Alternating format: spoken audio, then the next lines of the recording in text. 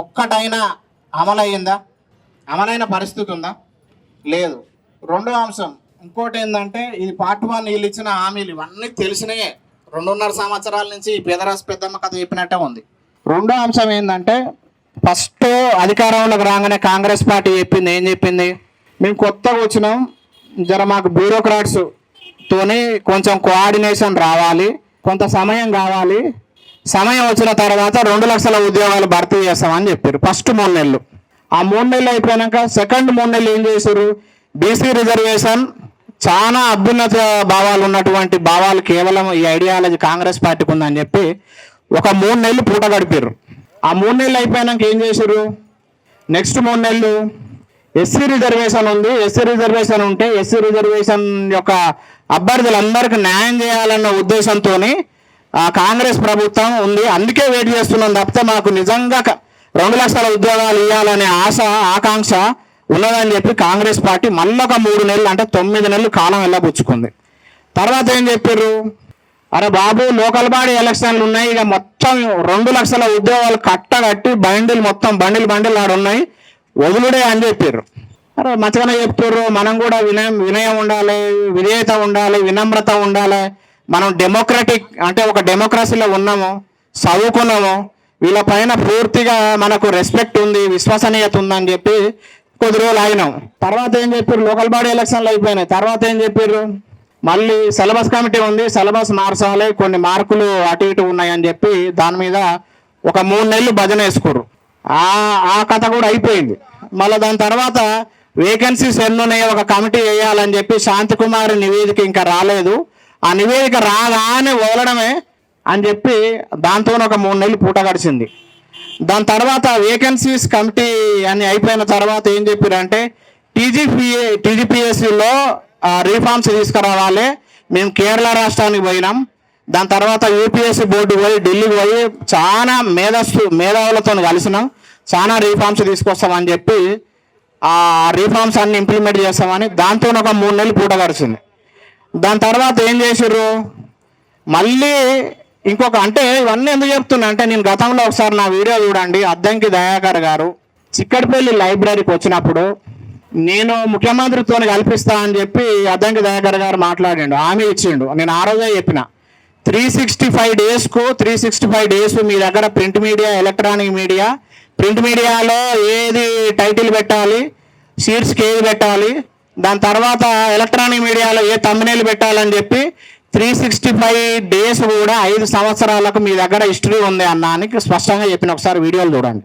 So వాళ్ళందరూ కూడా ఇక్కడ కనపడే పరిస్థితి ఉందా? బల్మూరు వెంకట్ గారు వచ్చారు, శుభ్రంగా ఒక ఉద్యోగం చూసుకుంటూ మంచిగా పెళ్లి చేసుకుంటూ శుభ్రంగా ఆయన ఉద్యోగం ఆయన చేసుకుంటుండు. ఆకునూరు మురళీ సార్ వచ్చిండు, మీరందరికీ అన్యాయం జరుగుతుంది అన్నాడు. ఈ అన్యాయం ఇప్పుడు కనబడతలేదా అని ప్రశ్నిస్తున్నా. రెండో అంశం ఏంటంటే, ఇక్కడ ఉన్న వాళ్ళంతా పేడ్ ఆర్టిస్టులు అని చెప్తా ఉన్నారు. ఇదే నిరుద్యోగులు కాంగ్రెస్ పార్టీ నుంచి తిరిగినప్పుడు అప్పుడు పేడ్ ఆర్టిస్టులు ఎందుకు కాలేదని చెప్తున్నారు. ఎందుకంటే ఓడలో ఉంటే ఓడ మల్లన్న, ఓడ దిగితే బోడి మల్లన్న అన్నట్టుగా ఇవన్నీ ఇంత అథెంటిక్గా నేను గతంలో కూడా పిన్ టు పిన్ వీళ్ళు 70,000 ఉద్యోగాలు వేసినట్టుగా మీరు గమనించవచ్చు. నేను చాలా ఛానల్లో మాట్లాడి పవర్ పాయింట్ ప్రజెంటేషన్లు రాష్ట్ర వ్యాప్తంగా 33 జిల్లాలకు సంబంధించినటువంటి అన్ని అంశాలు కూడా ఏ డిపార్ట్మెంట్లో ఎన్నేసారు అని చెప్పిన. వీళ్లకు చిత్తశుద్ధి ఉంటే ఎక్కడికైనా చర్చ పెట్టడానికి వస్తే రమ్మని చెప్పండి. రెండో అంశం ఏంటంటే, మళ్ళీ ఈ మధ్యన 20 మంది నిరుద్యోగులు చనిపోతే వాళ్ళకి పోయి వాళ్ళ తల్లిదండ్రులకు భరోసా ఇచ్చేది లేదు, కానీ బట్టల షాపులు ఓపెన్ చేసేందుకు టైం ఉంది సార్కు. అది అల్లు సినిమాస్ అని చెప్పి అక్కడ గచ్చిబౌలి సైడు ఆ సినిమా హాల్కి పోయిండు. డెమోక్రసీలో నిన్ను ఎన్నుకుంది ప్రజలు, సినిమా హాల్లో ఓపెన్ చేసేందుకు, ఓడియన్ మల్టీప్లెక్స్లో బట్టల షాపులు ఓపెన్ చేసేందుకు, చెప్పుల షాపులు ఓపెన్ చేసేందుకు కాదు సార్. దయచేసి మీరు ఒకసారి అది అవగాహన ఉంటే మీరు ఏం చేయాలి, అడ్మినిస్ట్రేషన్ అంటే ఏందని చెప్పండి. ఇక చివరికి ఏంటంటే, ఖాళీలు మీకు దొరకకపోతే నేను తీసిన, ఇది కూడా అథెంటిక్గా అన్ని కాన్స్టిట్యూషనల్ బాడీస్ లీగల్గా ఉన్న బాడీస్ నుంచే నేను తీసుకొచ్చిన స్టాట్యూటరీ బాడీస్. మొత్తం యూనివర్సిటీస్ తెలంగాణ 33 జిల్లాలలో 10 యూనివర్సిటీలు ఉంటే 2,816 ఖాళీలు ఉన్నాయి. గత 12 సంవత్సరాల నుంచి ఒక్క నోటిఫికేషన్ కూడా రాలేదు.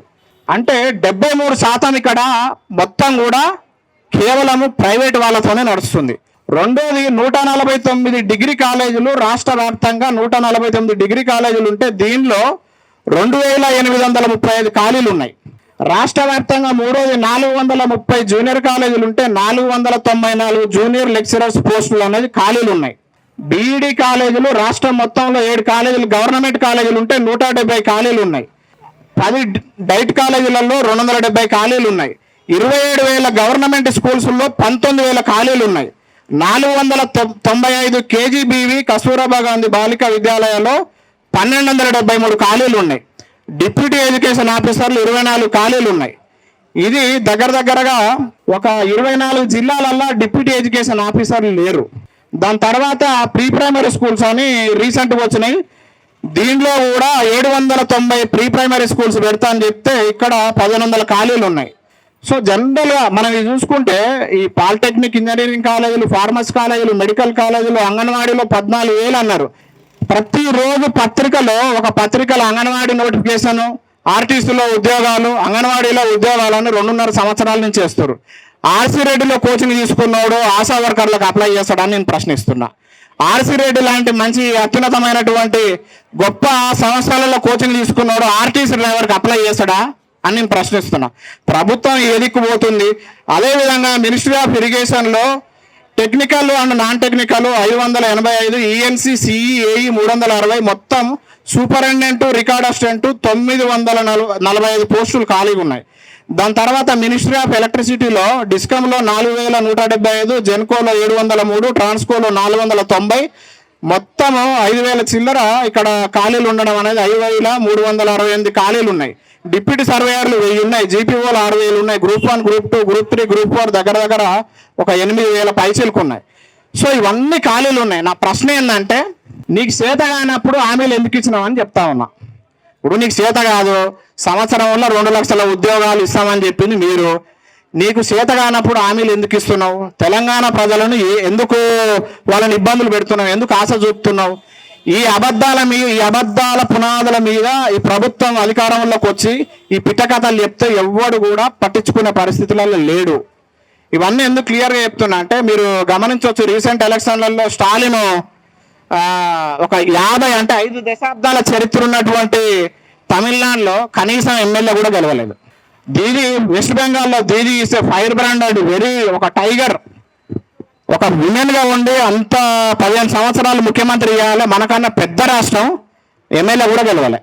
సో ఇవన్నీ కూడా వర్తమాన రాజకీయాలు ఏంది, భవిష్యత్తు నీ రాజకీయాలు ఎట్లా ఉంటాయి, భూతకాలం నీ భవిష్యత్తు నువ్వు ఎక్కడ ఉన్నావు అనే రాజకీయ అవగాహన ఉంటే దయచేసి ఒకసారి తీసుకోండి. కానీ నిరుద్యోగులను మాత్రం మోసపూరిత మాటలు చెప్పొద్దు. వేగిరనే ఈ నోటిఫికేషన్లు వచ్చే జూన్ 2న నోటిఫికేషన్లు ఇవ్వకపోతే నన్ను గుర్తుపెట్టుకోండి, వచ్చేది 2029 ఎలక్షన్లలో ఏది మాట్లాడినా చాలా అథెంటిక్గా మాట్లాడతా, ఏ విశ్లేషణ చేసినా పూర్తి అవగాహనతో మాట్లాడతా. ఇప్పటికే రైట్ టు ఇన్ఫర్మేషన్ యాక్ట్ చాలా అప్లై చేసిన. ఈ రాష్ట్రం 2.5 సంవత్సరాల నుంచి ఏం చేసింది కూడా, ఒక కాలేజీ కట్టింది లేదు, ఒక హాస్పిటల్ కట్టింది లేదు. ఇవన్నీ కూడా కేవలము వార్తాపత్రికలలో అడ్వర్టైజ్మెంట్. ఇప్పుడు ఇంటర్నేషనల్ స్కూల్స్ ఏదో అని చెప్పిండు, ఇంటిగ్రేటెడ్ స్కూల్స్ అని చెప్పి ఎక్కడైనా ఉన్నదా? 33 జిల్లాలలో ఏందన్నా ఒక సిమెంట్ బస్తాలు జేసీబీ వచ్చి ఎక్కడైనా గుంతలు కొట్టిన పరిస్థితి ఉందా? దాంట్లో మెట్రో మీద వేసి ఈశాన్యంలో నార్త్ ఈస్ట్లో ఇక్కడ వాలీబాల్ కోర్టు ఉంటుంది, సౌత్ ఈస్ట్లో ఫుట్బాల్ కోర్టు ఉంటుంది, నార్త్ సైడ్లో ఉమెన్ హాస్టల్ ఉంటుంది, సౌత్ సైడ్లో మెన్ హాస్టల్ ఉంటుంది. ఇక్కడ ఇవన్నీ కూడా డొల్ల మాటలు తప్పితే ఏం లేవు. తెలంగాణలో ఉన్న ప్రజలందరూ కూడా చాలా చైతన్యవంతులు. దయచేసి గౌరవ ముఖ్యమంత్రి గారు ఇవన్నీ కూడా గమనించాలి. కనీసం డిగ్రీ కూడా పాస్ కాలేదు. గతంలో కూడా చెప్పిన, మీరు ఏడీఆర్ రిపోర్ట్ ప్రకారం భారతదేశంలో మొట్టమొదటి క్రిమినల్ కేసులు అత్యధికంగా ఉన్న వ్యక్తి రేవంత్ రెడ్డి గారు. ఇవన్నీ అధికారికంగా చెప్పింది, నేను వ్యక్తిగతంగా చెప్పట్లేదు. రెండో అంశం, డిగ్రీ కూడా కంప్లీట్ కానటువంటి వ్యక్తి ఈరోజు విద్యాశాఖ మంత్రిగా ఉన్నారు. జ్యుడిషియరీ సిస్టమ్ గురించి ఏ విధమైనటువంటి నీకు అవగాహన లేని వ్యక్తి మినిస్ట్రీ ఆఫ్ జ్యుడిషియరీ కూడా మీ చేతుల్లో ఉంది. ఈ రోజు రేపులు జరిగితే, మర్డర్లు జరిగితే ఎంత కాలయాపన చేస్తున్నారు అన్నది కూడా ప్రజలు చూస్తూ ఉన్నారు. సో అదే విధంగా నీ లైఫ్లో ఎన్నడూ కూడా మినిస్టర్ చేయలేదు, మీరు ముఖ్యమంత్రిగా చేస్తున్నారు. అదే విధంగా హోమ్ మినిస్టర్గా క్రిమినల్ కేసులలో టాప్ ర్యాంక్ ఉండి హోమ్ మినిస్టర్గా చేస్తున్నారంటే హోమ్ మినిస్టర్ మీ చేతుల్లో ఉంది, జ్యుడిషియరీ మీ చేతుల్లోనే ఉన్నది. అదే విధంగా ఎడ్యుకేషన్ మినిస్టర్ కూడా మీరు డిగ్రీ పాస్ కాకపోయినా ఎడ్యుకేషన్ కూడా మినిస్టర్ మీరే ఉన్నారు, లైఫ్లో మినిస్టర్ కాలేదు. దాంతోపాటు ముఖ్యమంత్రిగా కూడా మీరే ఉన్నారు. ఇవన్నీ ఎందుకు చెప్తున్నా అంటే వ్యక్తిగతంగా 2.5 సంవత్సరాల నుంచి పూర్తి అవగాహన ఉంది. దయచేసి సామరస్యంతో విద్యార్థుల పట్ల మీరు ట్రాన్స్పరెంట్గా మెలిగితే బాగుంటుంది. ట్రాన్స్పరెంట్గా లేని రోజుల్లో 2029 ఉంది, పెద్ద పెద్ద యమాయములే ఆ పదవులు పోయినాయి. వర్తమాన రాజకీయాలు ఒకసారి చూడాలని చెప్పి వీళ్ళందరికీ కూడా ప్రభుత్వానికి హెచ్చరిక చేస్తున్నాం. దాంతోపాటు రిక్వెస్ట్ కూడా చేస్తున్నాం, దయచేసి నిరుద్యోగులతో ఆడుకోవద్దు అనేది రిక్వెస్ట్ చేస్తున్నాం. Thank you so much.